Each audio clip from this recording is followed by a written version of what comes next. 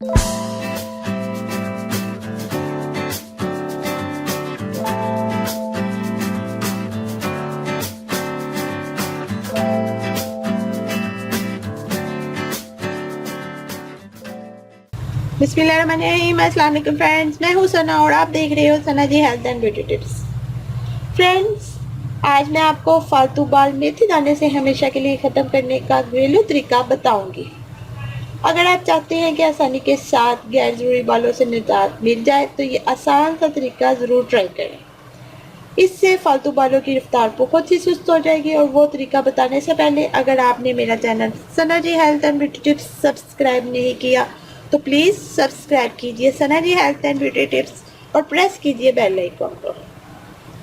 So friends, सबसे पहले grinder में 2 खाने के चम्मच मेथी दाना ऐड करें और 2 खाने के चम्मच मूंग की दाल ऐड करें।